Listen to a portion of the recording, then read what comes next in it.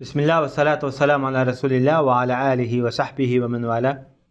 Jalaldin Suyuti rahmetullahi aleyhinin Halifler Tarihi namlı kitabındaki dersimizin devamında bugün Ömer ibn Abdülaziz'ninki hayatının en ahırkı dersini okuymuş.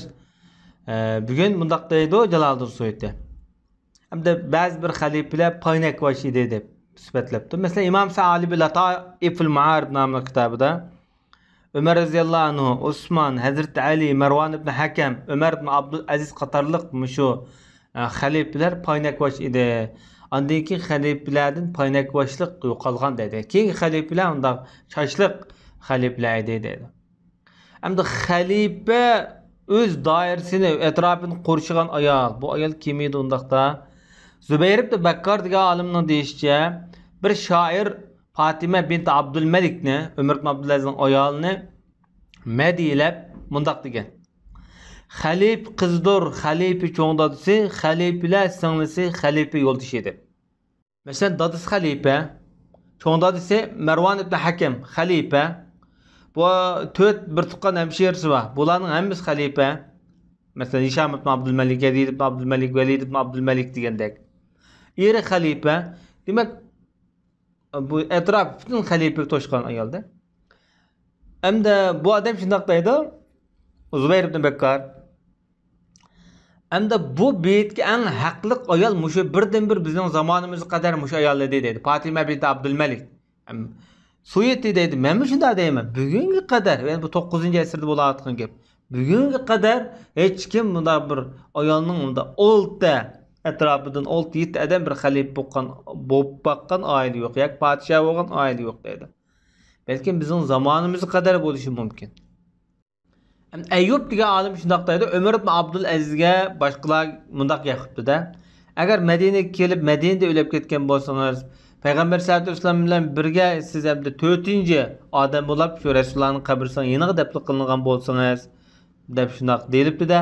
Deganki Ömer ibn Abdülaziz mundaq debdi. Azburay Xudo Allah Taala meni devzaqdan boshqa har qanday azob bilan jazolasunki, mana shu so'yimlikki men o'zimni Rasulullohning yotgan yeriga men o'zimni shu yerga loyiq degan o'y xiyolga kelib qilganimdan Alloh meni devzaqdan boshqa har qanday azob bilan jazolasin dedi. Yani bu adam o'zining naqadar kamtar, ojiz, nafsini to'van tutyapti. Men Rasululloh yotgan bir maqomga bu joyga men loyiq emas deb sifatlayapti. Velid ibn Hişam shundoq deydi. Ömer ibn Abdülaziz kesel bo'lib qolgan vaqtida davolansang o'ldi, davolanmamsa deb shundoq dedi. U odam shundoq dedi. Men menga zahar bergan vaqtni bilaman dedi. Men zahar ichgan vaqtimni bilaman. Qachon ichganimni. Agar xulqamni siylasam yoki bir xushpuroqni pursam saqlayib qoldigan bo'lsam, shundan qilmayman dedi. Men shu zaharni ichgan peti o'lib ketaman. Chunki zaharni boshqalar zaharlagan bu odamni. Ubayd ibn Hassan shundoq deydi. Ömer ibn Abdülaziz sakratlik vaqtida u odam shundoq degan. Mendan chiqinglar, qishimdan chiqdinglar dedi. Hamda Muslima ibn Abdülmelik Fatima ayoli ishqinotida qarab o'tiribdi dedi. Shu vaqtda Ömer ibn Abdülaziz mundaq deganligini anglagan. Bu xush yuzlarga kelinglar deb xush yuzlar o'zining ko'zi ko'ringanda bu insanın cillanın yüzü emas degan. Yani bu can ağıç periştlerde şu vaqtida tilke darul ahira, şu ahiret meydanıdır yoki ahiret diyarıdır deb shunaq degan deydi. Ondan ovoz o'chgan. Kirsa degandek jinchi ketgan holatda ular shundan usharatgan deydi. Demak, nima aytmoqda?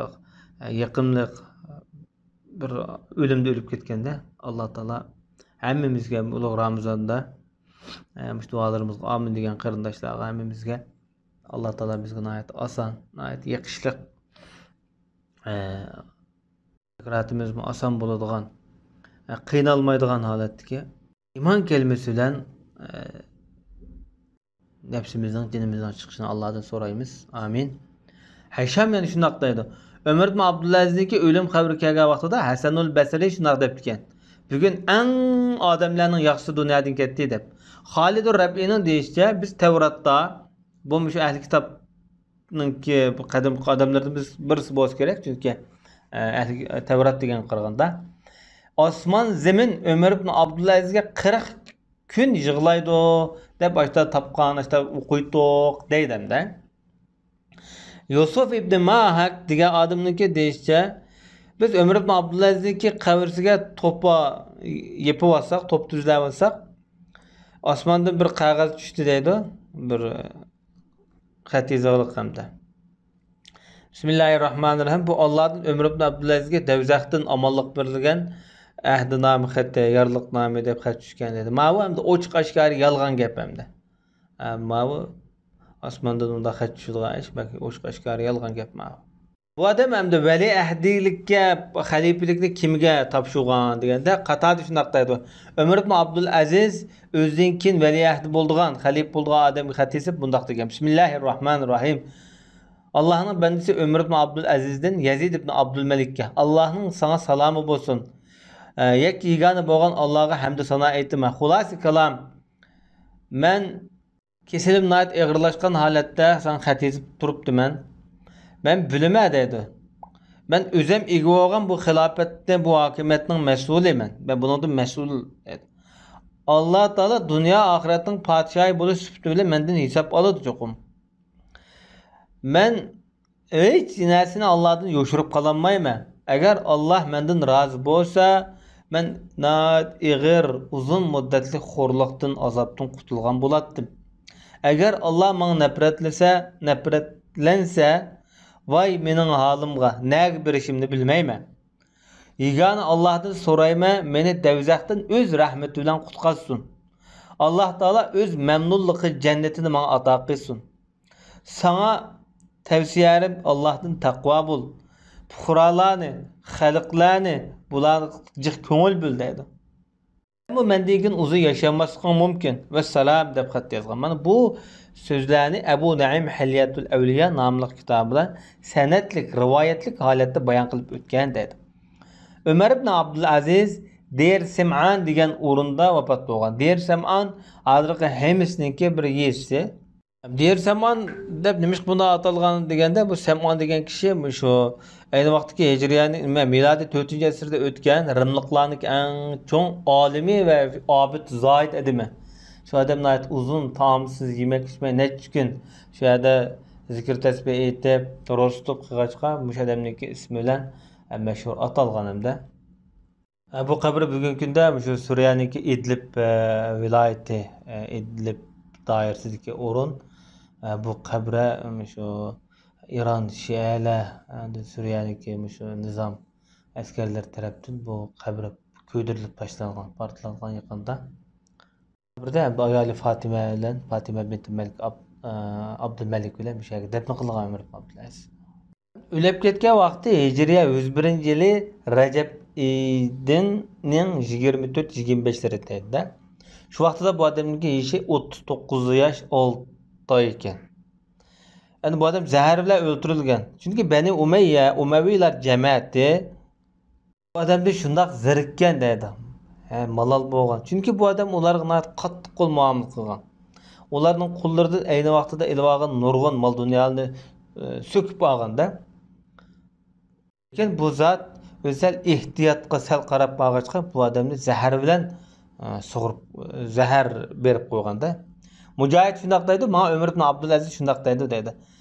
Xalqlar mana qilib nima deyishyapti deb so'rabdi-da Ömer ibn Abdülaziz. Yani dedim men sizni sehrlanibdi deyapti-ku. Desem, "Yo'q, men sehrlanmadim. Men zahar ichgan vaqtimni dal bilaman. Shu zahar bilan sug'agan bolani chaqirib, "Nevoy, isit oling'i voy. Nima qilsam meni bu zahar bersa?" desa, u bola shunaq debdi, "Qo'limda. Men 1000 dinar bergan edi.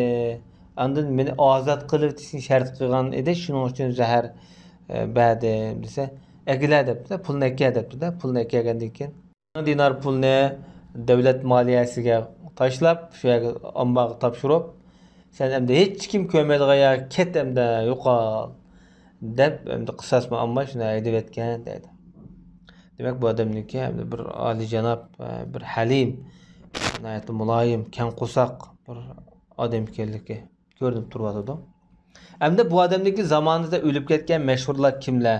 Bu odamniki zamonida o'lib ketgan kishilardan Abi Umama ibn Sahl ibn Hunayb degan zot.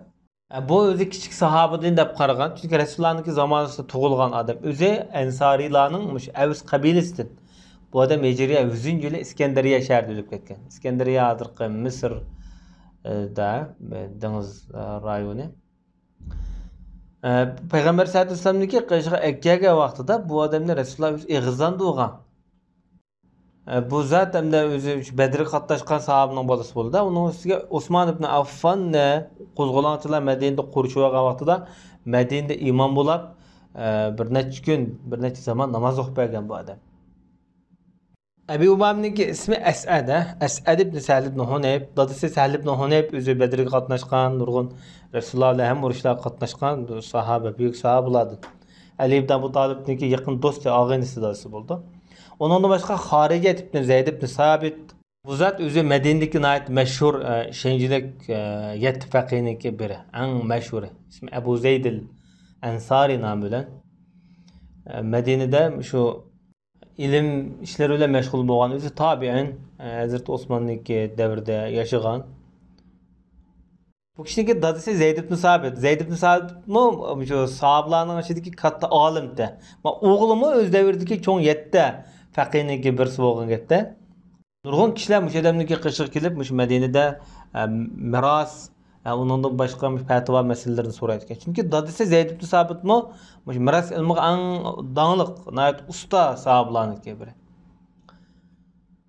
Bu odam Hijriya 99-yili Madinada o'lib ketgan, hozir Baqiy qabristonlikda qabrisi bor.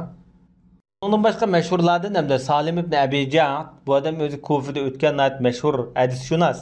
Özü tabi'in kişi. Muş hadis yeziş işleri bilen meşgul bolgan. En burunqi hadis yazgıcı kişilerden boludu. Kufininki ulemalardan nurg'un ilim öğrengen.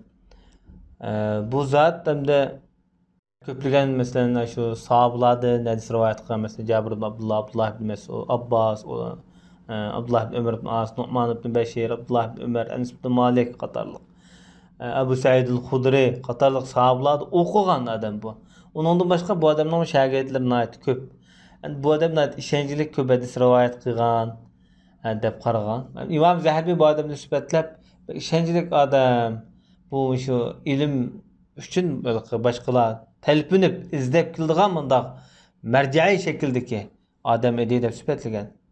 Beşir ibn Said bu adam uch Madinada o'lib ketgan meşhur abid, zahid, taqvo o'tgan meşhurlardan o'z davridagi. Undan boshqa Abu Usman an-Nahdi. Bu kishi mu hadis rivoyat qilgan raviylardan o'zi Basrlik tabi'in adam bu. Payg'ambar sollallohu alayhi vasallamning zamonida musulmon bo'lganligi Rasulullohning ko'rish sharifiga erishamagan. Payg'ambar sollallohu alayhi vasallamning valilarga zakot topshirib kelgan Rasulullohning davrida. Peygamberimiz ölüp ketgandan keyin Madinaga yo'tkilib kelib, Umar ibn Xattobning zamonida Madinada tug'an. Undan keyin shu xalifalar davrida shu Sham, andan Paris tarafdagi islom ishg'oliyat harakatlariga siyosiy urushlar qatnashgan. Mesela Yarmuk urushi qatnashgan bu odam. Qadisiya urushi qatnashgan eng mashhur urushlardan Persiya xandonligi bilan bo'lgan urushlar. Ozarbayjongacha borgan bu odam. Keyingi mezgillarda bu adam Kufada yerleşip, şu Kufa'niki ulemalarida o'qib, mesela Salman al-Farisini 12 yil o'zi ustoz tutgankan. Keyin Basrada yashaganmış Iroq orliqlarida. Bu odamlar Qur'onni ko'p o'qiydigan, haj umrini ko'p qiladigan odam ekanda. Bu odamlar uzun ömür ko'rgan, 130 ga kirganlik qayd qilinadi. Bu odam jahiliyatdan yashagan, jahiliyatdan keyin yashagan, uzun ömür ko'rgan sahobalar tabi'larning biri. İşencilik deb sifatlangan hamda rivoyatida. Mashhurlardan hamda Abu Zuha ismi Muslim ibn Subayh al-Qurayshi. O'zi Kufada yashagan bu odam. Umayyalar jamoatidan Said ibn Asniki va xizmatchilari. Mesela bu kishi Abdullah ibn Mas'ud, Abbas, Abdullah ibn Umar, Nu'man ibn Bashir, Masruq mesela tabi'lardan. Qatarlıq kishilardan hadis rivoyat qilgan, anglagan bu odam. Bu kishi ayni vaqtdagi o'z davridagi fiqh, tafsir ilmidan ayati mashhur olimlardan. Üzerinde etirçilik bilen 86'da setip şunu olacağım baqa adamken bu mu kişi mi Ömer ibn Abdülaziz'inki zamanı söyleyip ketken.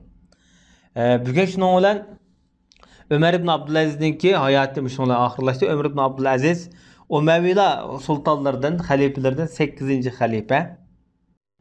İslam tarixida Ömer ibn Abdülazizdek bir adil padişah hazır kadar ko'rilib bakkan yok.